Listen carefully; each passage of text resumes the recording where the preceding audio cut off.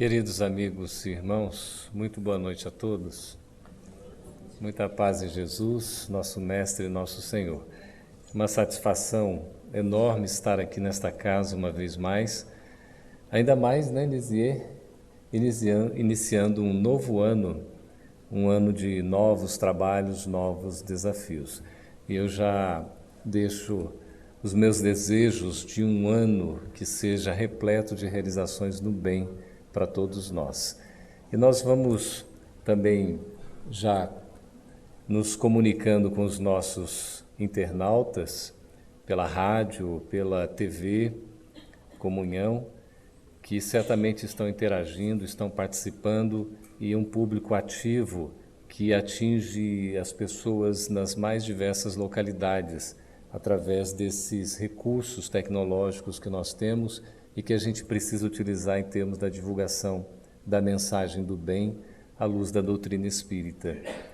Nós fizemos uma proposta para Lisier e ela aceitou de neste ano vocês me suportarem ainda, em 2016, não é? E nós vamos estar sempre aqui aos segundos domingos de cada mês com a proposta do estudo da obra Estude Viva. Não sei se vocês conhecem, se alguém já leu, já teve oportunidade de folhear, de ler algum capítulo. É uma obra interessantíssima, porque tem a psicografia de Chico Xavier e também de Valdo Vieira. E são os espíritos Emmanuel e André Luiz quem ditam estas mensagens. Foram mensagens recebidas à época, na década de 1960, nas reuniões públicas realizadas por Chico Xavier e Valdo Vieira. Então, no final das reuniões, eram psicografadas as mensagens de acordo com itens de estudos da obra O Livro dos Espíritos e o Evangelho segundo o Espiritismo. Então, nós fizemos questão de pensar e programar esta abordagem durante este ano, porque ao mesmo tempo nós vamos trazer à tona o Evangelho, que deve ser o nosso guia maior, o nosso livro de cabeceira, que é a obra mais conhecida de todo o público espírita e daqueles que são simpatizantes do Espiritismo, é o Evangelho segundo o Espiritismo, e o livro principal da doutrina espírita, que é justamente o Livro dos Espíritos. Então foram apontadas algumas questões, tanto do Evangelho quanto do Livro dos Espíritos, e os espíritos Emmanuel e André Luiz trouxeram as mensagens explicando esses diversos trechos que constituíram então o livro Estude Viva, publicado pela Federação Espírita Brasileira ainda na década de 1960. Seu copyright aqui, os direitos foram cedidos em 1965. Eu tinha menos um ano, né? Estava no plano espiritual já preparando o retorno, então. O livro é muito rico porque é repleto de ensinos, de mensagens para a nossa reflexão. Só para a gente ter uma ideia, nós vamos hoje tratar do primeiro capítulo, cujo título é Hoje e Nós. Muito oportuno, diria, porque nós estamos começando um novo ano.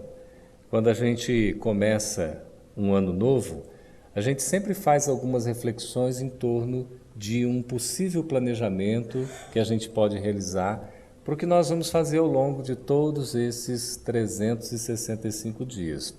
Hoje já é dia 10 de janeiro, já passamos 10 dias. A gente costuma até dizer assim, o tempo voa.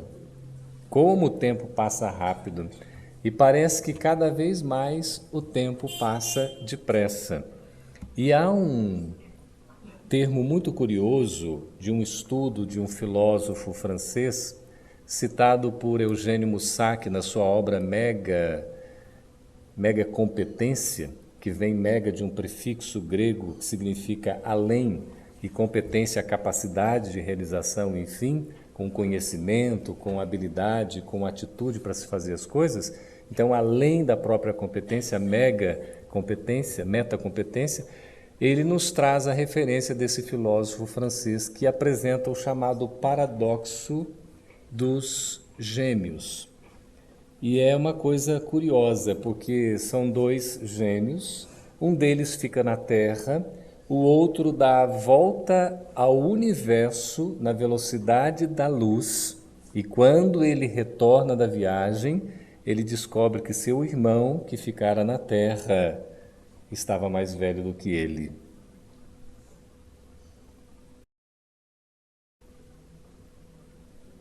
É um paradoxo. E aí a gente pode tirar vários ensinamentos, porque quanto mais coisas nós fazemos, mais dá a impressão de que o tempo está passando depressa, mas nós estamos otimizando o seu aproveitamento.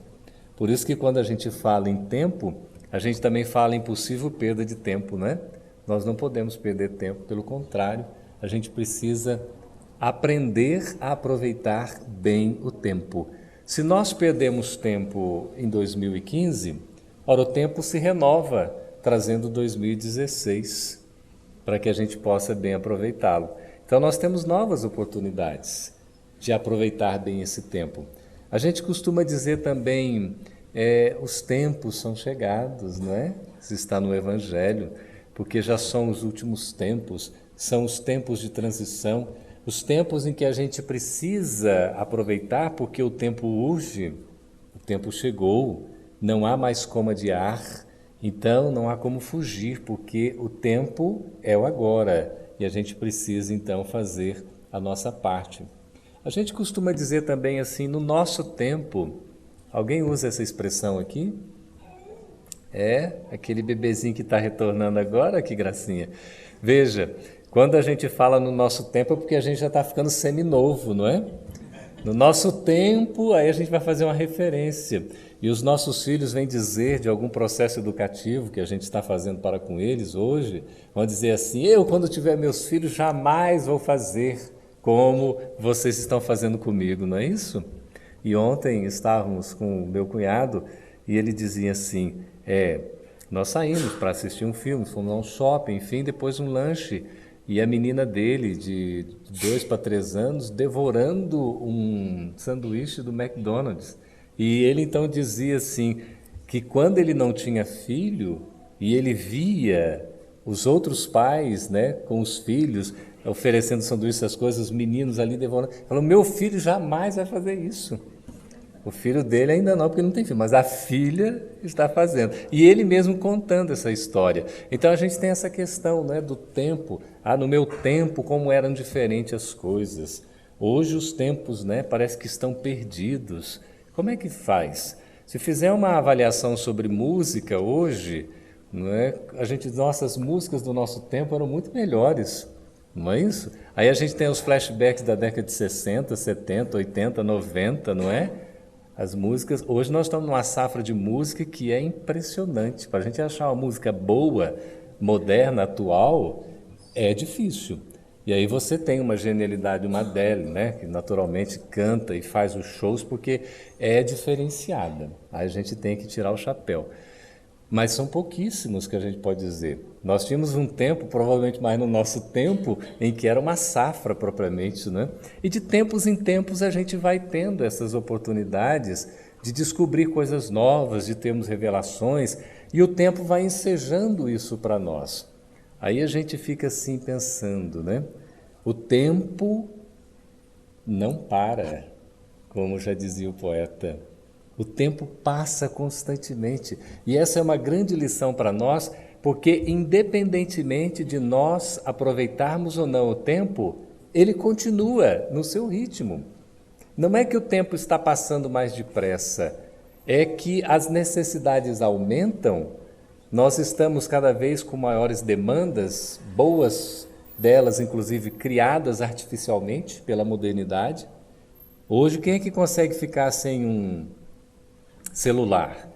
Quando nós tivemos o WhatsApp, não é, anunciando aí que ficaria 48 horas fora do ar, aqui no Brasil ficou menos de 24 horas, teve gente assim já desesperado, né? Alguns que, como é que eu vou viver sem o WhatsApp? É uma coisa impressionante. A gente fica numa dependência e parece que a gente precisa estar conectado em tudo ao mesmo tempo. é muito importante que nós estejamos 100% presentes onde nós estivermos. Aqui, por exemplo, nessa oportunidade, aproveitando integralmente o nosso tempo, nós temos que estar aqui, hoje, nesta hora. Nós não estamos em outro lugar, nós estamos aqui. A dimensão espaço-tempo é algo extraordinário para a gente poder trabalhar o nosso próprio processo evolutivo. E é interessante que Eugênio Mussac, nesta obra Meta-Tendência, Meta-Competência que a gente citou, ele faz referência a uma breve história do tempo, que é exatamente o livro, que é um best-seller, de Stephen Hawking, aquele que é um físico inglês que toma na Academia de Ciências, não é, a posição de Newton, um gênio da atualidade. Quem tiver a oportunidade de assistir, inclusive, a sua biografia pelo Netflix ou, enfim, pelo canal aí, podem assistir porque é muito interessante.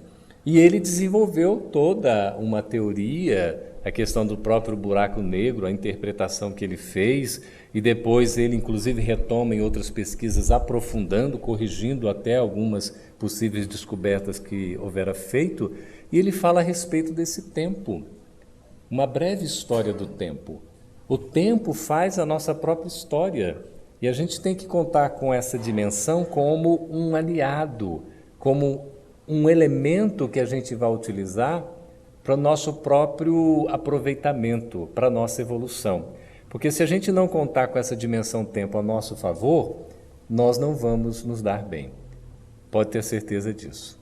Se a gente ficar contra o tempo, nós vamos sofrer muito, porque a gente tem que aproveitar o tempo. Então não há um mau tempo. O mau tempo quem cria somos nós mesmos. Quando a gente pega a questão do estudo do tempo, a gente necessariamente fala de aproveitamento, de planejamento. Não tem como aproveitar bem o tempo se a gente não planejar, porque o acaso é uma forma de Deus assinar anonimamente a sua obra, porque o acaso não existe. Tudo é planejado, tudo tem consequências. Então, tudo que a gente faz vai ter um retorno, e esse retorno vem para nós mesmos, não é para o outro. Por isso que aproveitar o tempo é uma bênção, é uma dádiva, um presente que Deus nos concede para nós mesmos construirmos a nossa evolução e sermos felizes. E quando a gente fala em tempo, necessariamente a gente precisa recorrer à questão da organização. É preciso ser organizado para aproveitar o tempo. É preciso ter uma agenda. Alguém tem agenda aqui? Muito bem. Só uma pessoa tem agenda aqui. 2, 3, 5, 10, 20. Muito obrigado. Ok. O pessoal tem agenda, mas não quer mostrar a agenda, né? Agenda pessoal, então ninguém tem a ver com a minha agenda. Tá certo. Essa daqui é a agenda da Comunhão 2016. Está disponível, não está? Na livraria para quem tiver interesse. E é tão importante uma agenda porque nos permite organizar as nossas ações. Parece uma coisa óbvia, muito simples, mas quando a gente organiza, anota, porque mais importante que ter uma agenda é usar a agenda. E usar bem, porque olha, eu tenho agenda, mas a agenda, esqueci a agenda, ficou lá na prateleira, na estante, não é? Fica sempre em casa. Tenho agenda, mas não uso, não adianta nada. Então, use uma agenda assim ou use uma agenda assim, enfim, o importante é que a gente possa usar uma agenda para a nossa organização, usar bem a agenda. Essa daqui da comunhão, por exemplo, no dia de hoje, que é dia 10, além de tudo, vem com uma mensagem, vem com um recado. Certamente vai ser apropriada à nossa necessidade, essa mensagem. Veja se cabe a vocês como coube a mim e, mais que isso, ao tema de hoje, não coincidentemente. Quando o indivíduo dispõe-se a progredir, transforma cada circunstância e acontecimento em fonte geradora de bênçãos, de alegrias, de onde retira valores para seu desenvolvimento, ampliando seu raio de ação. Isso quem fala é Joana de Ângeles. Então veja, quando o indivíduo dispõe-se a progredir, aí a gente vai aqui no primeiro capítulo do livro Estude Viva, a referência que é feita a obra básica, é do Evangelho capítulo 10, item 2, e do Livro dos Espíritos, questão ou pergunta número 117. Sabe o que faz essa questão número 117? Allan Kardec pergunta o seguinte, na 117, os espíritos podem progredir mais ou menos rapidamente segundo a sua própria vontade? Qual é a resposta? Certamente. Nós conseguimos progredir mais ou menos rapidamente. Aí depende de duas coisas.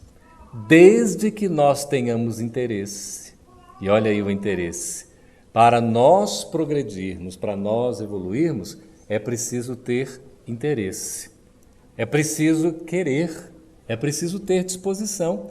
Ninguém vai conseguir fazer nada por nós se nós próprios não estivermos afim, se nós não estivermos com interesse em fazer aquilo. Tudo pode se mobilizar no nosso exterior, toda a circunstância, o ambiente, as pessoas, mas se nós próprios não nos predispusermos, não vai sair do lugar, porque depende de nós. Nós somos o agente principal, por isso que a gente tem que ter essa disposição para fazer o melhor no nosso alcance. Então, ter o interesse, é querer, é desejar.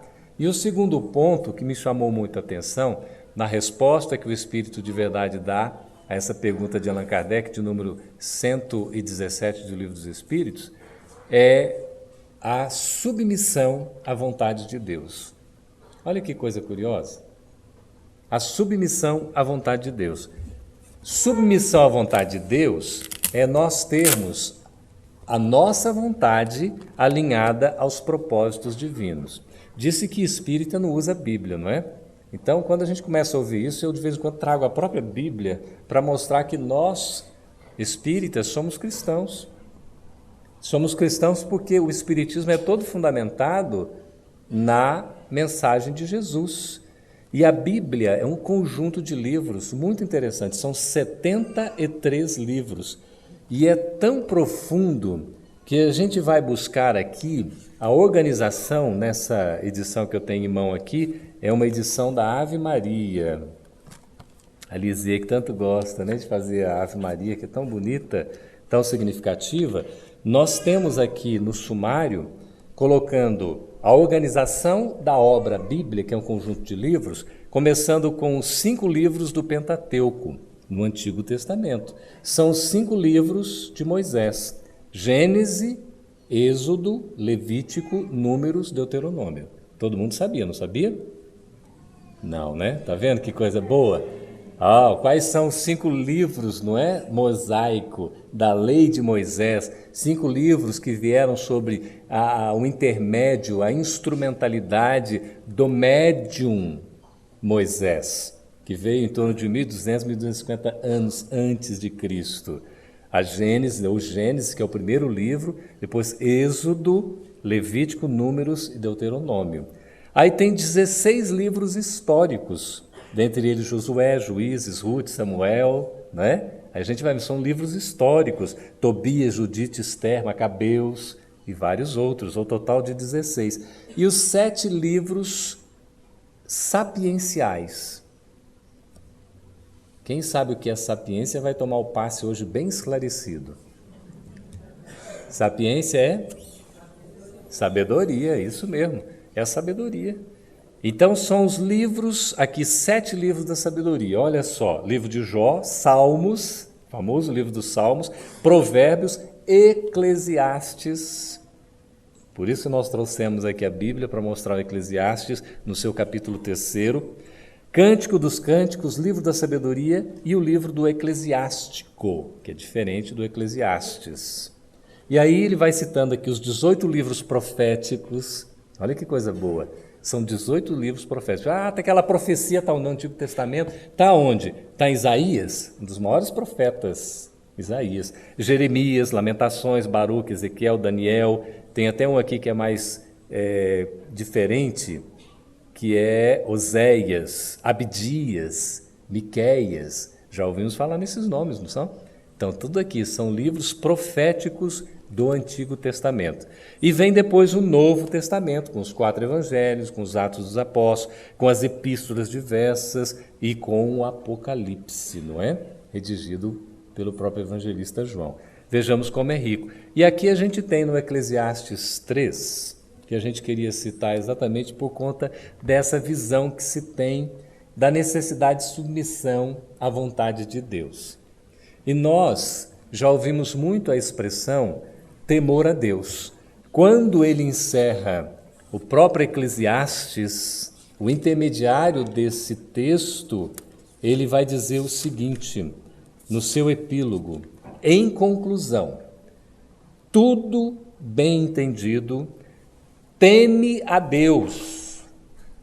Olha aqui o Eclesiastes dizendo, teme a Deus e observa seus preceitos. É este o dever de todo homem. Deus fará prestar contas de tudo que está oculto, todo ato, seja ele bom ou mau. Então, teme a Deus. Essa questão do temor a Deus é muito presente aqui, sobretudo no Antigo Testamento, e importado hoje pelos nossos irmãos evangélicos, muito em voga, no sentido do temor, do medo. Mas é numa aplicação que, se nós pudéssemos entender hoje esse ensino, no sentido da nossa obediência à vontade do Pai.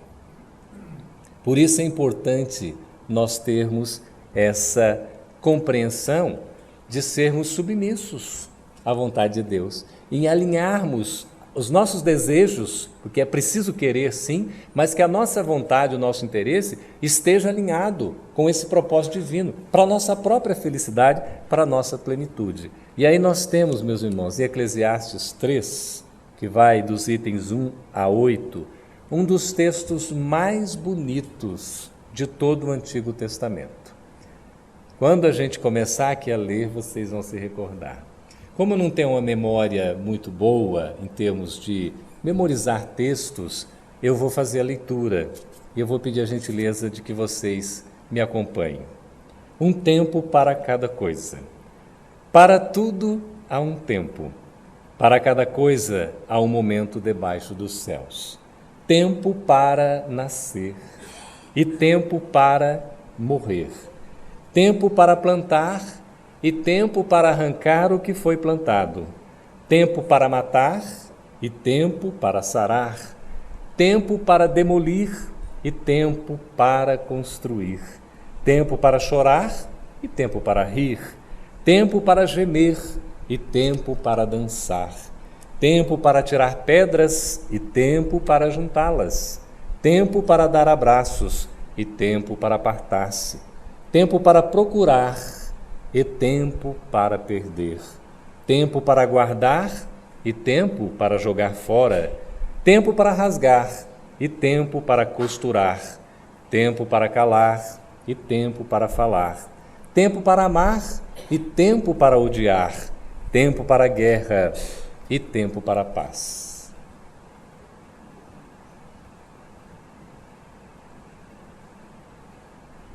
Esse texto atravessou os séculos e é de uma profundidade incrível quando nós vamos entender o seu contexto, o significado em espírito e verdade que Eclesiastes quis ao registrar estas palavras. Que proveito tira o trabalhador da sua obra? Continua ele aqui no versículo 9, ou no item 9 do versículo 3. Eu vi o trabalho que Deus impôs aos homens. Todas as coisas que Deus fez são boas, a seu tempo. Então nós vamos aprender que tudo tem o seu tempo, e tudo vem no seu tempo certo. Mesmo aquela dificuldade, por maior que seja, ela vem exatamente no momento em que nós estamos precisando e, mais que isso, no momento em que nós temos condições de superá-la, porque senão ela não viria. Por isso, não cabe a lamentação. Mas mesmo assim, ele vem dizer que há tempo para chorar, como há tempo para rir. É importante a gente dar tempo ao tempo, como diz o ditado popular. É importante sentir cada coisa no seu tempo certo. Por isso nós não podemos apressar, nós não podemos eliminar passos, Nós não podemos trair o tempo, porque o tempo é dono e senhor de si mesmo, e nós somos praticamente, no cumprimento da sua vontade, um aliado que estará fazendo a vontade de Deus, porque esse tempo é um grande instrumento, como um professor ensina aos seus alunos. Nós todos somos alunos do tempo, somos aprendizes. É por isso que diz também o ditado sobre o tempo, que são inúmeros, que o tempo traz os seus próprios remédios. Dê tempo ao tempo, porque o tempo traz a solução para tudo. Por isso não nos cumpre a precipitação, o afogadilho. Às vezes uma coisa que a gente faz impensada num átimo, num segundo, a gente vai se arrepender depois. Uma forma de dizer algo, de escrever, de falar com um companheiro, se a gente não pensar bem, às vezes você fala naquela emoção aflorada e você ofende, magoa, fere, melindra, e o companheiro se sente tocado, então, e vira praticamente um inimigo, um oponente, um adversário durante algum tempo. E esse é aquele que às vezes, ou na maioria das vezes, está mais próximo de nós. É um parente, é um familiar, é um amigo, é um irmão, é um colega de trabalho. Nós temos esses exemplos constantemente nas relações familiares, com as dificuldades que nós enfrentamos. E é até por isso que a bênção da reencarnação nos concede a oportunidade do retorno, para que com o tempo nós possamos aprender a estabelecer uma relação harmoniosa, uma relação de equilíbrio, de entendimento, dando tempo ao tempo. O tempo que permitiu também, na sua sabedoria, que pelo uso do livre-arbítrio nós pudéssemos nos equivocar, é Ele próprio que no seu tempo certo, depois da madureza e da maturidade das reflexões e das experiências, nos ensejará também a lei do retorno, causa e efeito para o nosso aprendizado, seja pela dor, pelo sofrimento, pelo trabalho, pelo estudo, pelo aprendizado.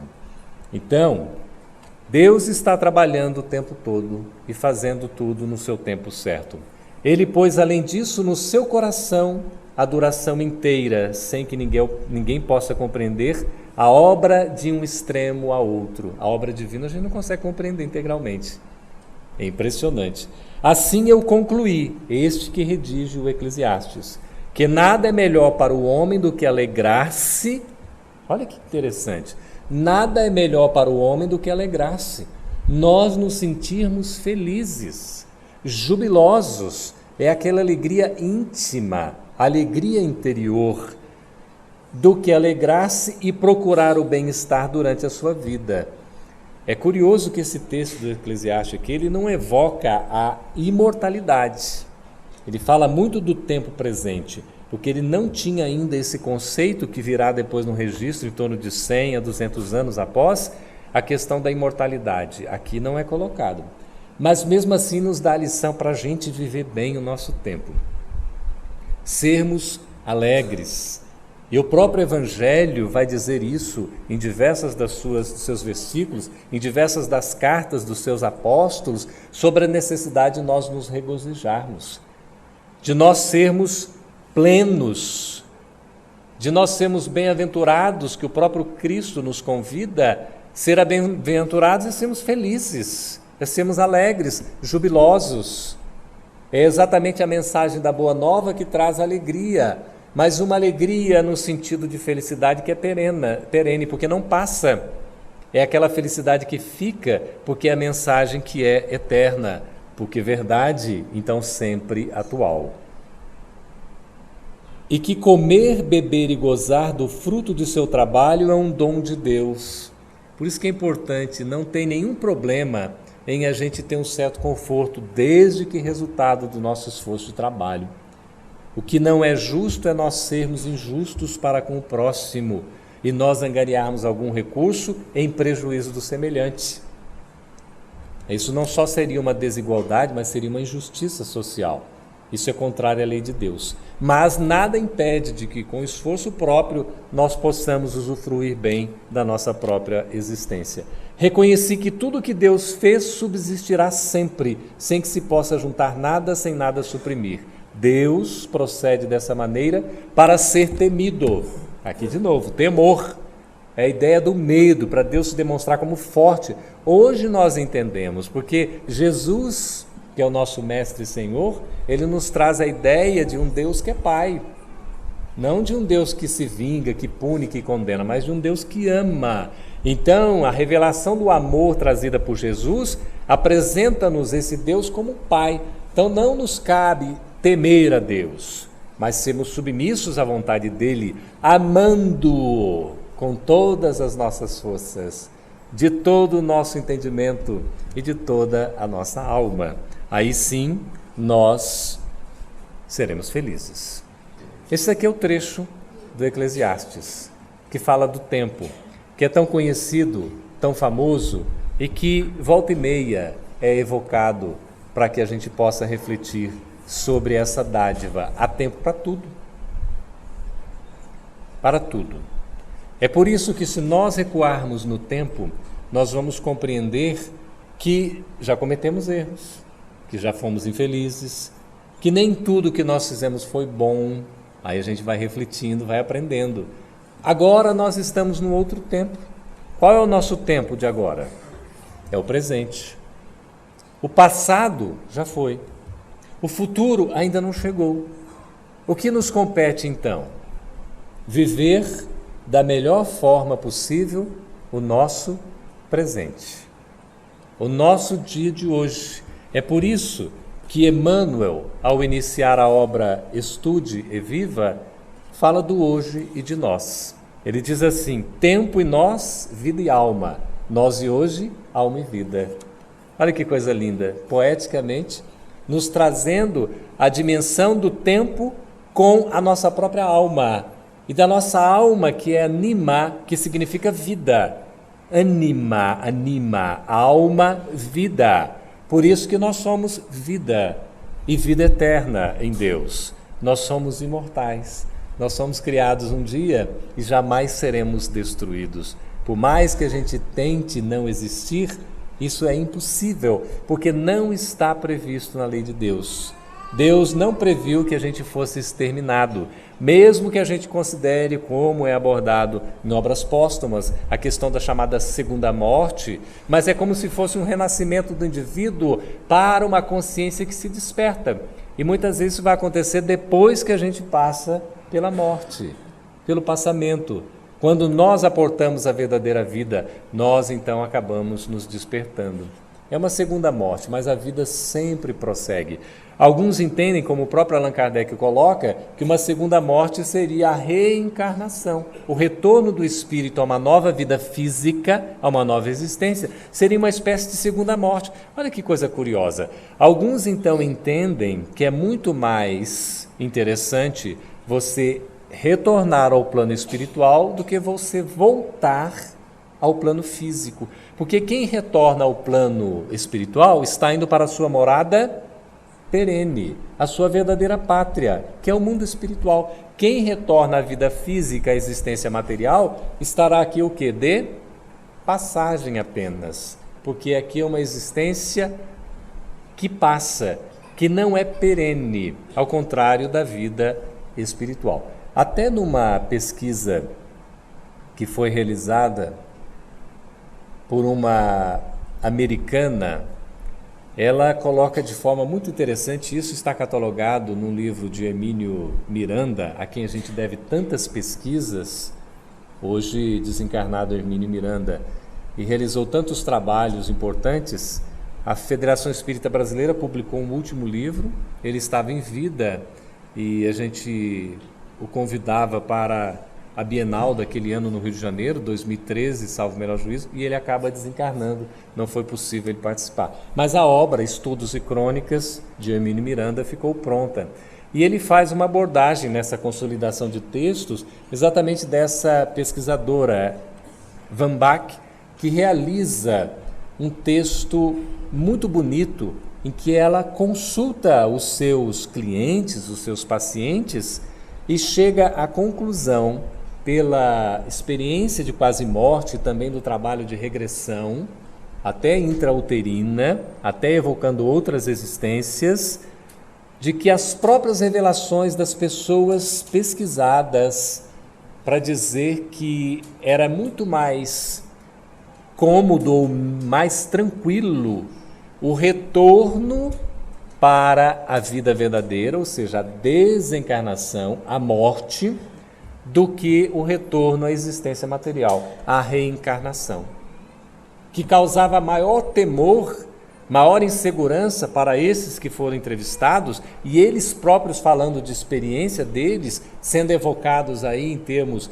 de memórias do passado, de outras vidas, ou ainda quando intrauterina, aquela coisa toda, na preparação para o retorno, que esta vida material, no processo da reencarnação, então, causava uma insegurança maior do que o retorno à vida espiritual. Por que isso? Por uma razão simples. Quando a gente está retornando ao mundo espiritual, nós concluímos uma tarefa. Vocês concordam com isso? Ou a gente deveria ter concluído?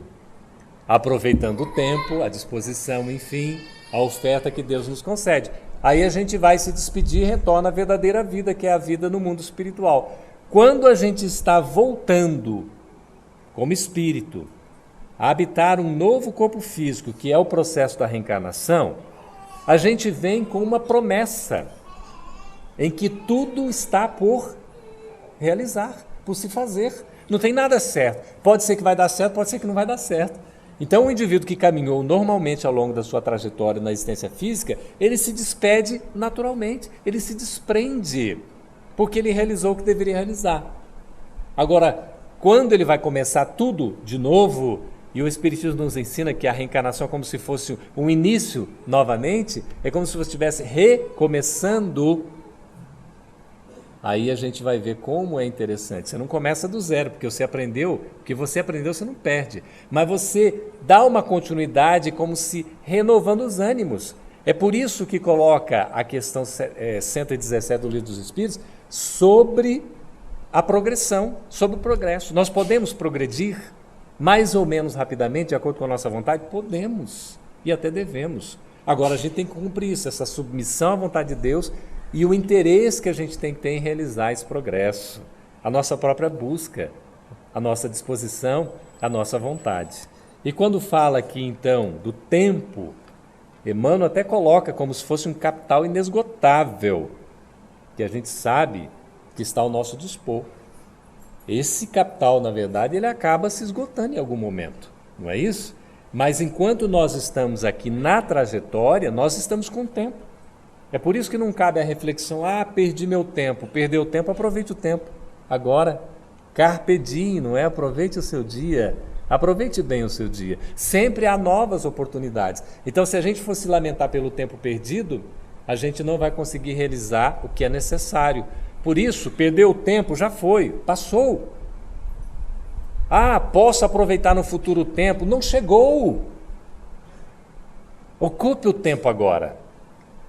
Nem se lamentar pelo que foi, nem se preocupar pelo que virá. Porque quando eu me lamento, eu perco tempo. Quando eu fico preocupado, estou perdendo tempo também. Porque o ideal é a ocupação. É por isso que, resgatando o estudo do quadrante, da teoria que coloca a importância e a urgência, não sei se vocês conhecem, se você pegar assim o que é importante e o que é urgente, aí você coloca num quadrado, divide em 4, cada quadrante você vai ter. Coloca o que é importante e urgente, mais importante, menos urgente, e você vai relacionando. O que é o ideal para nós fazermos? É nós trabalharmos o que é importante, menos urgente.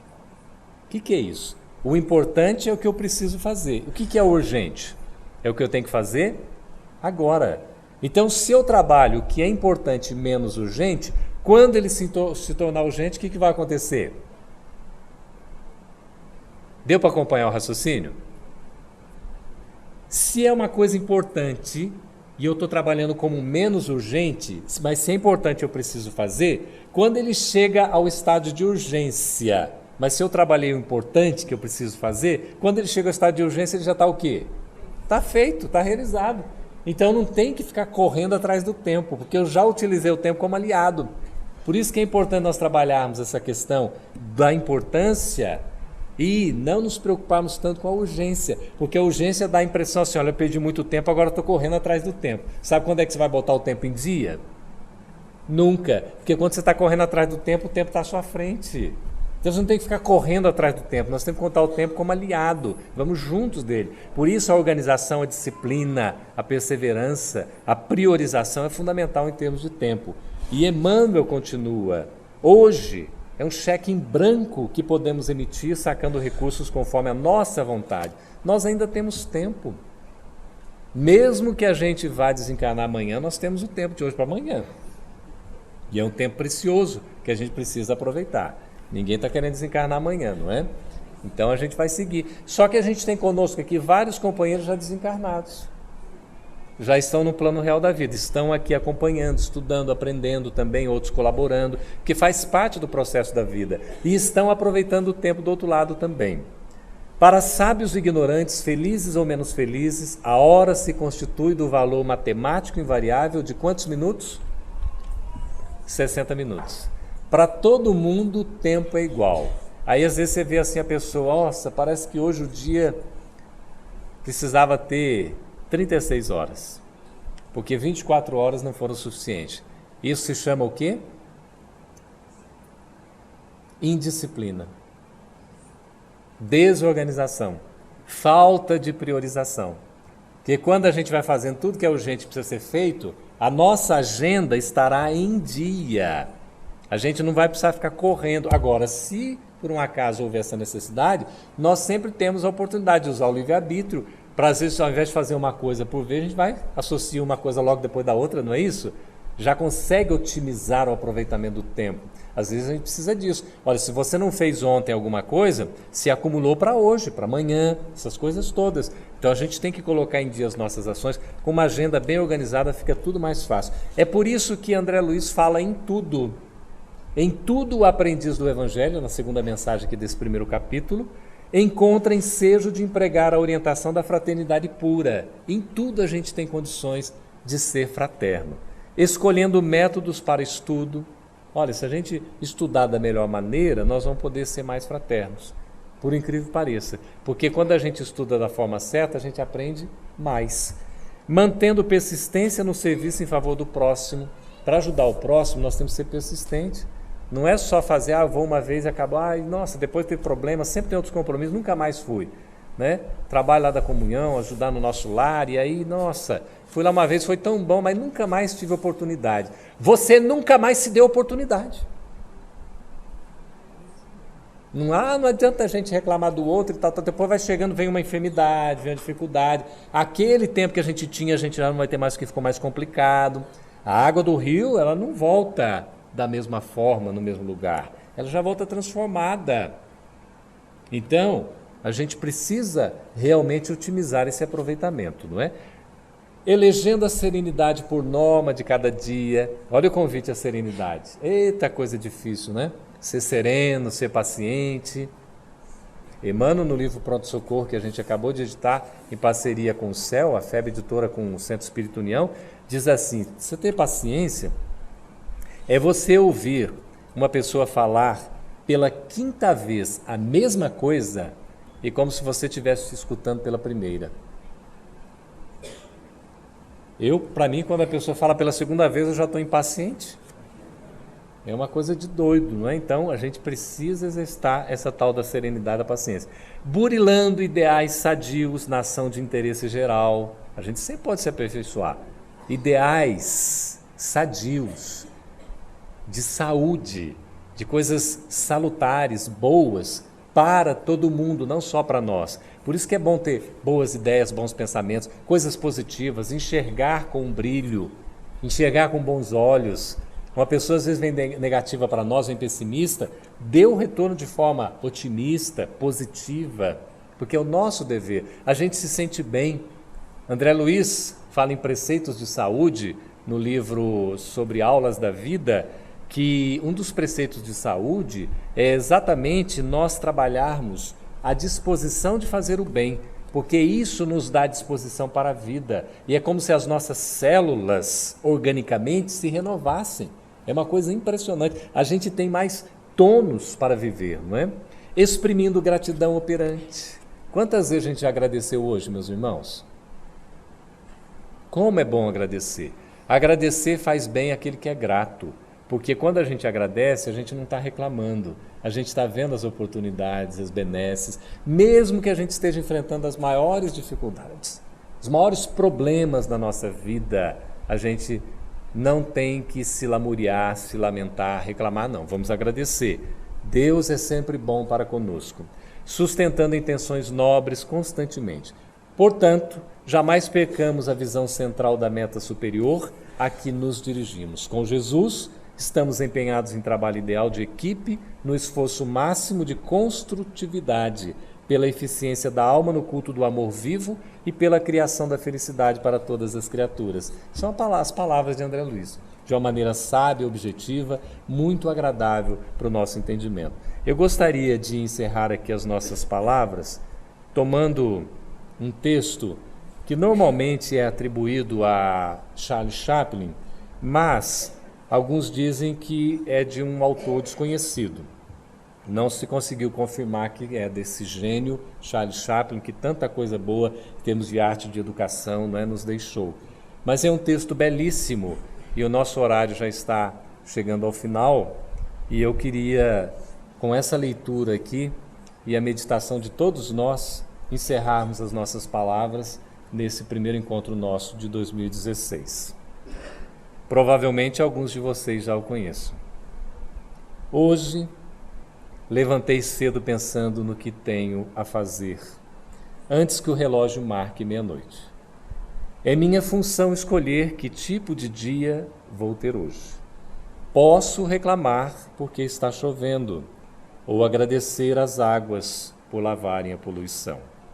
Posso ficar triste por não ter dinheiro, ou me sentir encorajado para administrar minhas finanças, evitando o desperdício. Posso reclamar sobre minha saúde ou dar graças a Deus por estar vivo. Posso me queixar dos meus pais por não terem me dado tudo o que eu queria, ou posso ser grato por ter nascido. Posso reclamar por ter que ir trabalhar ou agradecer por ter trabalho. Posso sentir tédio com o trabalho doméstico ou agradecer a Deus. Posso lamentar decepções com amigos ou me entusiasmar com a possibilidade de fazer novas amizades. Se as coisas não saíram como planejei, posso ficar feliz por ter hoje para recomeçar. O dia está na minha frente, esperando para ser o que eu quiser, e aqui estou eu, o escultor que pode dar forma. Tudo depende só de mim. E o tempo perguntou ao tempo quanto tempo o tempo tem. E o tempo respondeu que o tempo tem tanto tempo quanto o tempo tem. Muito obrigado pela atenção de todos vocês.